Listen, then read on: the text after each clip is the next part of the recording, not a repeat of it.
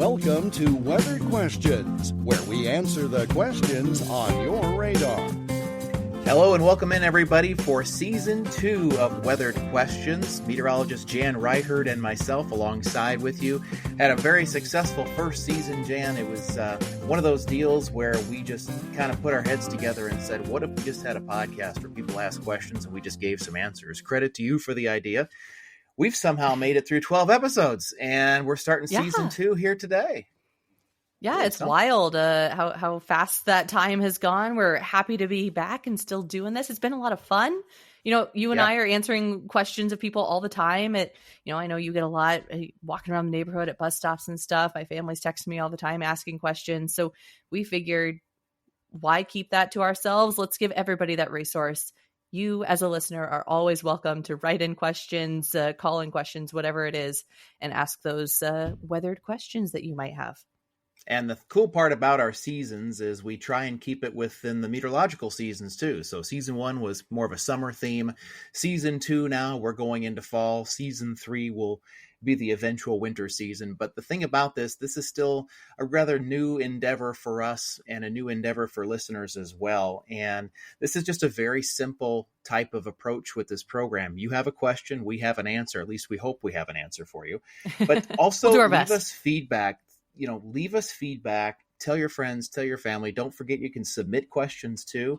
Email is usually the best way to do this, or figure out where Jan and I are at and just, message us somewhere. But weatheredquestions@gmail.com is your best way to join in here on the conversation. So it's been really, really fun. And when we left Season 1, you, Jan, had traveled to Ireland to watch Iowa State beat Kansas State. How was your trip? It was glorious. I mean, it helped that Iowa State won, right? Like, it was going to be fun no matter what, but it really was an excellent trip for us. We spent plenty of time outside, got poured on by the lovely Irish rain, and just really, really enjoyed it. I think our favorite spot that we went, if anyone has been actually to Northern Ireland, the Giant's Causeway was super, super cool.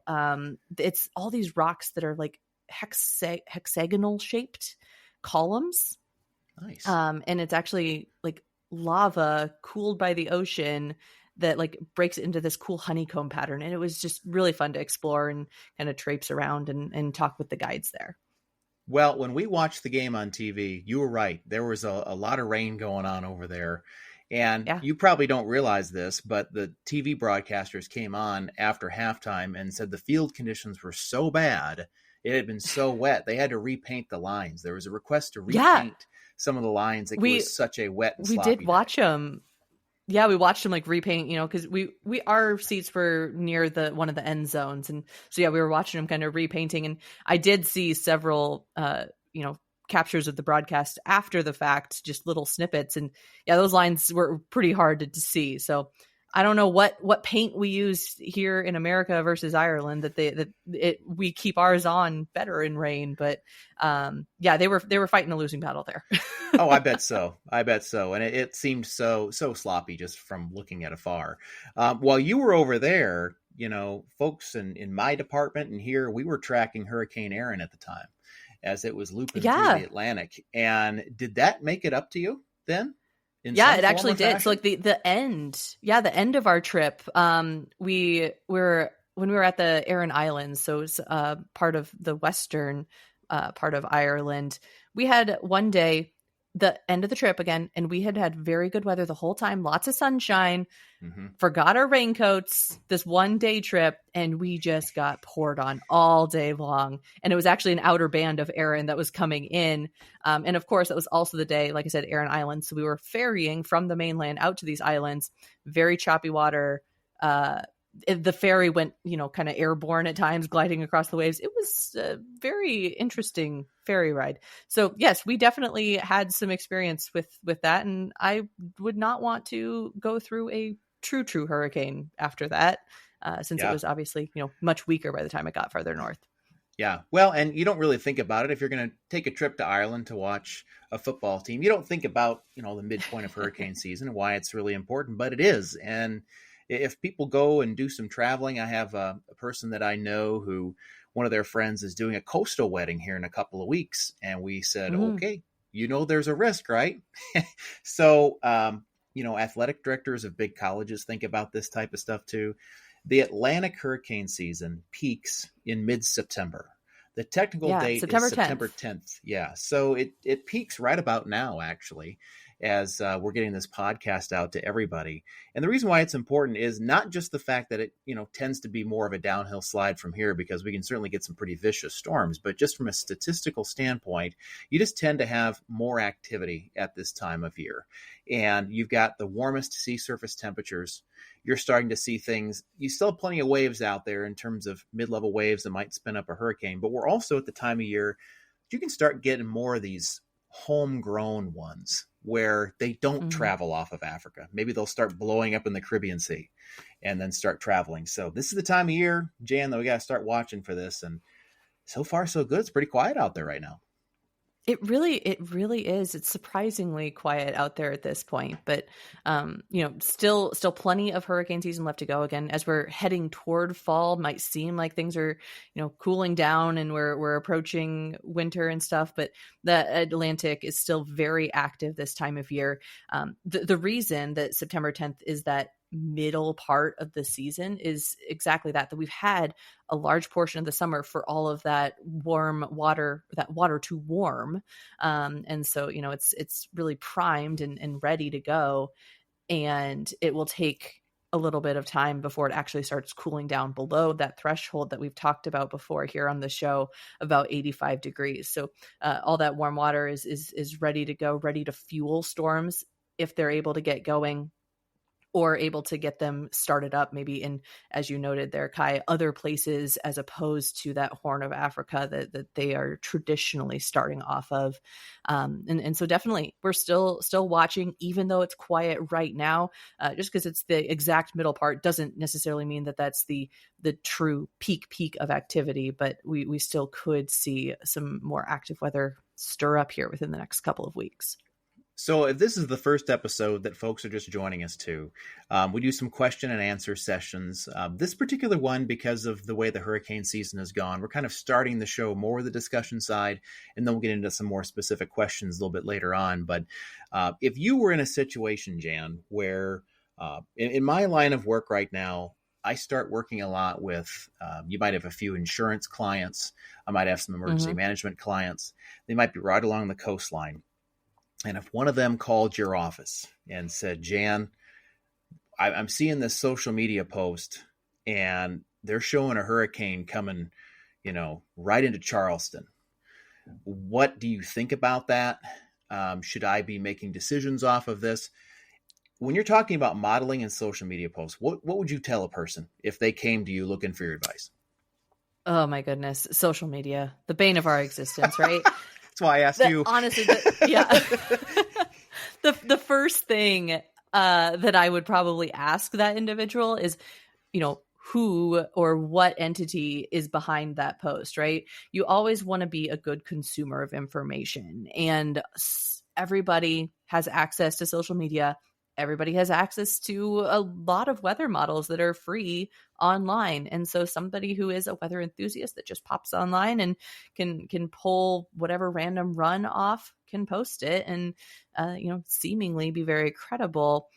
But not everybody has the training necessarily of a meteorologist to be able to understand what exactly they're posting, or why maybe what they're posting isn't necessarily the best thing to be putting out there. So the first thing that I always say is, again, who's posting that, or where are you getting that from? Are they somebody who knows a lot about hurricanes, knows a lot about weather? And this is coming from Kai and myself, who are landlocked meteorologists here in Iowa, right? Like, we do not claim to be hurricane experts in any way. We have had meteorology classes. We understand the basics of them, but we are certainly not hurricane professionals. That is not our expertise. We are much more on the side of winter weather and severe weather in the plains. But again, you want somebody who has some form of expertise in that meteorology and understanding weather modeling and how everything breaks down in terms of timing and all the different variables that go into weather. And I think that's a good thing to bring up there, Kai, is timing. So many people are pulling maybe a model run that is many, many hours to days in advance that is not necessarily a credible run because it's so far out in time, or because it's ingesting data now that maybe isn't actually what's going to be impacting that storm in the end because of where it is in the ocean or something like that. Yep, I agree on all points. And I think what's really important is if you've got a television station saying stuff, you can probably, lean in a little bit more on the credibility of that. In most cases, there are some cases where, some folks are either asked to by their managers or coached to do it on a 10 to 14 day kind of hurricane thing. I don't know meteorologists who ever like to do that, but sometimes they get the order they need to at least put something out there just in case. And so sometimes that kind of goes against them in the end. But if you've got a good, credible author, a little bit of academic background, you can probably feel okay about something like that. But to your point about timing, if it's 3 days out, that's probably going to be okay. If this is, 10 to 14 to 15 to 16 days, I saw one that was claiming a hurricane would be in the southeast coast around September 19th. And that is what we call junk science. And here's the unfortunate part.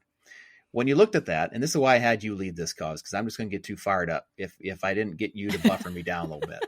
I'll keep you piped down. Don't worry. Every time that share button is shared, what did they always teach us in school? Not just college, but anywhere. Don't spread rumors. Don't spread lies. So every time you share it, you're now spreading misinformation. If you're looking at it and thinking this is garbage, but, we should share it anyway, I bet Uncle Bill will freak out. Well, Bill might just freak out, and he might needlessly evacuate and do something really weird and get all stressed out about it when, in fact, it might be all for naught. So I think the biggest thing is just let's use this with caution going forward, because we're going to start seeing this. This is the time of year also that more circulations just happen on average. The modeling struggles with this. It might randomly spin up one day and then take it away the next day. And right before we did this recording, I had a chance to look at what was going on with that long range model run. And I did what's called a progression over time trend. And a lot of times what you'd see is just small little stair steps where it's trending one way. Instead, it had a hurricane in the ocean. Next run, it had nothing. Next one was on land. Next one had nothing. And that's what we call poor continuity, AKA it's garbage. So you got to take all this stuff really lightly and just be really careful with who you're following. And, if they've misled you a number of times, just unfollow the page. That's what I would do. Yeah. Don't let that take mental space in your brain. For sure. You've all heard about the boy who cried wolf, right? Like, yeah, that is something that we're trying to avoid. So it's not, you mentioned a needless evacuation. Like, well, nobody got hurt in a needless evacuation, but it's time and resources. And then maybe the next time Uncle Bill doesn't evacuate because he said, well, you got it wrong last time. And it's not necessarily the meteorologist that got it wrong or the expert that got it wrong, but it was somebody taking information maybe from a source that wasn't credible. And that is what is making them now discount future should be credible forecasts. So again, that's why we're so adamant on that misinformation spreading and trying to nip it in the bud. We really default at our company really heavily to the word from the National Hurricane Center. I mean, they're the authoritarian entity for developing the forecast as it is. And a lot of people are quick to look at a forecast, and if something turns where it's not supposed to turn, they're quick to go after them. But 2024 is the most accurate year in the Hurricane Center's history. And I think Hurricane Aaron just proved that, because at no point was that ever expected to hit a landmass, and it never did. It never did. The intensity got a little wonky because it quickly turned into a Cat 5. We may get into a little bit of that coming up later in the show, but it was one of those rapid intensification deals. But the point is the forecast never wavered. And NHC has done a really great job over the years with that. Yeah, they really have. Well, we're getting to the half point in our show. So why don't we tackle a trivia question for the day? So staying on that hurricane topic, Kai, the question today is, what U.S. city on average is at the highest risk of being hit by a tropical cyclone? So tropical cyclone, hurricane, tropical depression, all things in that same realm at tropical system, right? So your answer options for this are Miami, Florida, Tampa, Florida, New Orleans, Louisiana, or Hatteras, North Carolina. So again, that question is, what U.S. city on average is at the highest risk of being hit by a tropical cyclone? Miami, Florida, Tampa, Florida, New Orleans, Louisiana, or Hatteras, North Carolina. We'll be back in just a little bit with the answer to that trivia question. Hungry? After more than 20 years of farmers market success, come on over to the Salsa Guy Cafe at 2874 Mount Vernon Road Southeast in Cedar Rapids for some of the best salsas, sandwiches, and sauces you'll ever consume. I might recommend the BLT Conquistador, and now just lately tried the Chicken Conquistador. You also can't forget the famous Alfalfa experience either. They're moving to winter hours starting this week with a second location now, open on the northeast side of Cedar Rapids on Blair's Ferry Road. It's the Salsa Guy Cafe. Today's trivia question. All right, welcome back. Let's tackle that trivia question for today. A reminder, it is, what U.S. city on average is at the highest risk of being hit by a tropical cyclone? Is it A, Miami, Florida, B, Tampa, Florida, C, New Orleans, Louisiana, or D, Hatteras, North Carolina? What do you think the answer is? I know you know this one, Kai. You can give it away. I know. I'm sitting here just waiting. I'm thinking about, the drum roll in the back of my mind and the debates that are going on right now in vehicles and, maybe in waiting rooms and other places where people are killing time listening to the podcast. But your mind automatically wants to go to Florida, right? It does. But when you asked me this question before you put the answer options down, I immediately thought Miami, Florida. So yeah. I would have said A. Yeah, so it's neither of the Florida answers. And we just went by the 20th anniversary of Hurricane Katrina in New Orleans, but that's also not the answer. The answer is D, Hatteras, North Carolina, with a 20% chance yearly of having a tropical cyclone pass by. And Aaron just did that. Just did that several weeks ago. Here's the problem. You ever have those family pictures where they stick you in the center and you feel like you're kind of sticking out? Yeah. That's Hatteras. Look at a United States map, even a national map. And that's exactly what I'm doing. I'm pulling it up on my phone as. Yeah. There's a highway. I believe it's Highway 12 that goes out towards Hatteras and back, and you can actually see it stick out from North Carolina. It's literally out there in the ocean. And so it's like the nose of the country. It's just the. Yeah. 1 in 5 years. 1 in 5 year chance. Now, Florida, I believe, is a 1 in 6 for a couple of cities down there. Because let's face it, Florida also sticks out in the water. But for sure. We've seen a lot. And if you watch the weather at all, you see a lot of these tropical cyclones that curl north over time. A lot of them do that. So there was a time there where Florida kind of had a hurricane drought for several years until they got hit. And then Louisiana got hit in 2020, I think something like 6 times. So it can get into cycles like that, but statistically speaking, the answer is Hatteras, North Carolina. So it's all good stuff. It's all good stuff. And the Carolinas, they can have some really big hurricanes too. I think about Hurricane Hugo as one that was really big that hit them really hard. But they also had Florence come in, and of course Helene came in.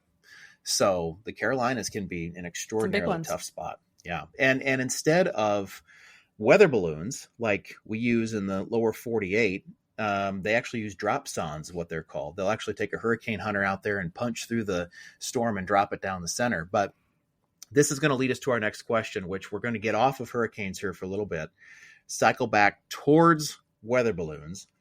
And I have to ask this question to you, Jan, because it came from your own mom. So Mom's got a question for you. And here it is. Could you discuss weather balloons, please? Who launches them? How and what data can they collect? How far can they fly? How does the data get to the meteorologist? What happens to the balloon later? And how many balloons get launched? Etc., etc. Have a sunny day. Mom, So we need to get your mom's question answered. This weathered question needs an answer, Jan.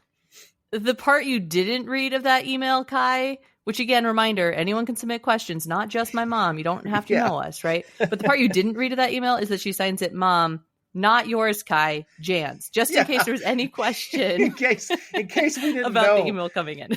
Yes, so it's your mom. But clearly, weather balloons is the topic of this one. So I'll let you go. Yeah. I'll let you start with it. All right. Well, thanks for the question, Mom. First one, there's a lot of different things to unpack there. Who launches them? So there are a couple different research entities that will launch weather balloons, different universities or something that will do them on a random occasion, or, if there's for instance, a solar eclipse, some research institutions that will try to do a special launch or something like that. But in general, on a daily basis, the people who are launching them is the National Weather Service, which is a subset of NOAA, or the National Oceanic and Atmospheric Administration. It used to be several years back that more offices across the country were doing it. Now there are fewer offices kind of gridded across the country, so they try to cover a large portion of the country by doing that. So for instance, here in Iowa for us, the Des Moines National Weather Service actually does not, which would be the most central one to Iowa. It's actually going to be ones kind of further around. So you're going to have a launch, say, in Omaha, one up in Minneapolis, one down in Kansas City. And those are going to kind of triangulate Iowa with their launch.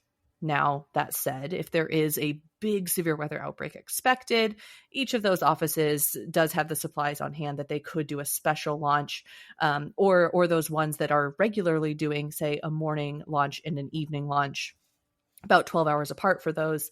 Maybe they'll do a special one in the afternoon, the early afternoon, as the atmosphere is getting primed for that severe weather. So that's kind of who launches them. Obviously we could go on about that, but we'll try to keep this a little more succinct. How and what data do they collect? So they have something, as you just heard Kai talk about in a hurricane, a drop sonde.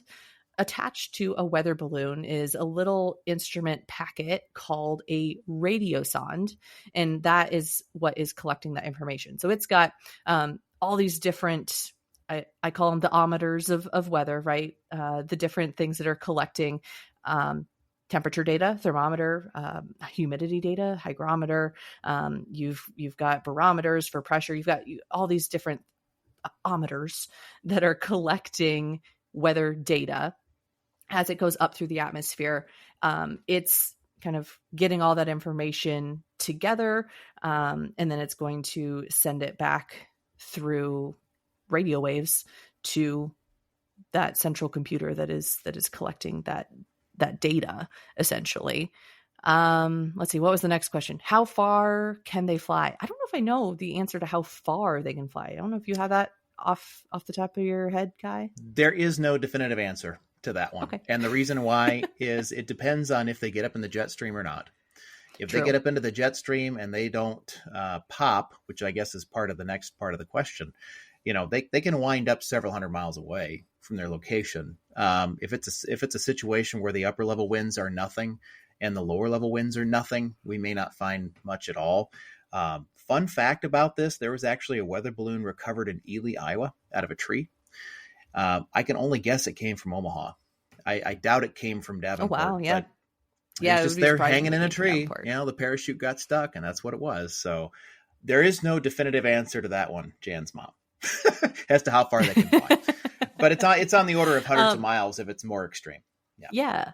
And it does depend on the weather, right? Like we did a weather balloon launch, a special launch, not one of the National Weather Service ones, actually at the state fair last year with my new organization, and it flew actually down to southern Iowa. So it was about an hour and a half drive from the state fairgrounds, but again, so maybe not super, super far.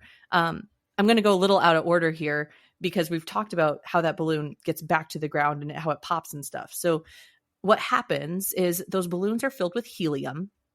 They obviously helium, lighter than air. We're all familiar with birthday balloons. So that helium balloon, once it's released, will float up into the air as it's going up and up and up into the atmosphere, as it's going through those temperature changes.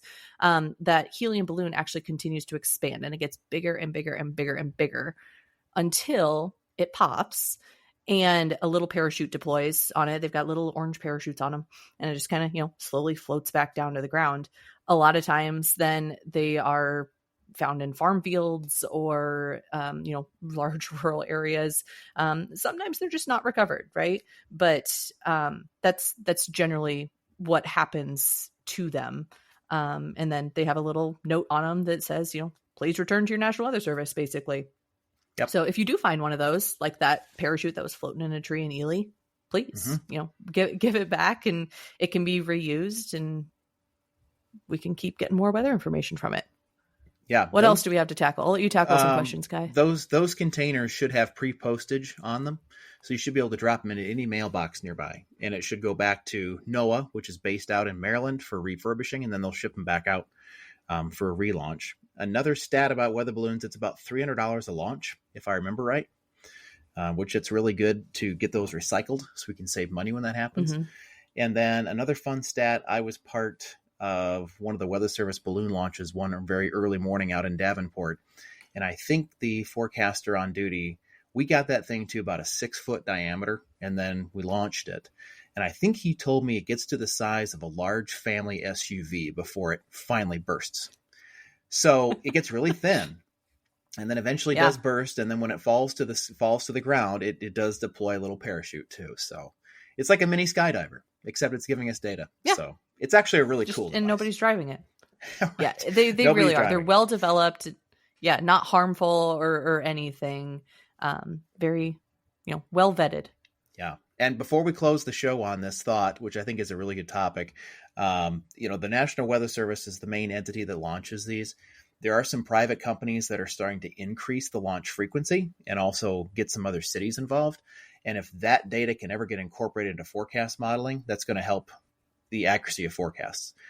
It would be great if every weather service office could launch. That's ultimately not in the protocol, never was in the protocol, but if they could, we'd have double the data that we already have, which would be neat. So there are some private companies with that initiative that can hopefully help with some of these more hyper-localized forecasts that we might have to eventually get going with in the future. So we'll see if those private companies keep going or not, but whatever can help the forecast enterprise is definitely good for us.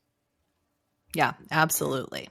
Well, that takes us to the end of episode 1 of season 2 here for Weathered Questions. A reminder that you are always welcome and invited to get in on the conversation. You can send us a text question, a written question, or feel free to record something, and we'd love to play it here on the podcast. Just send it to Weathered Questions, WEATHERED questions @gmail.com to join in the conversation. Until next week, though, stay safe.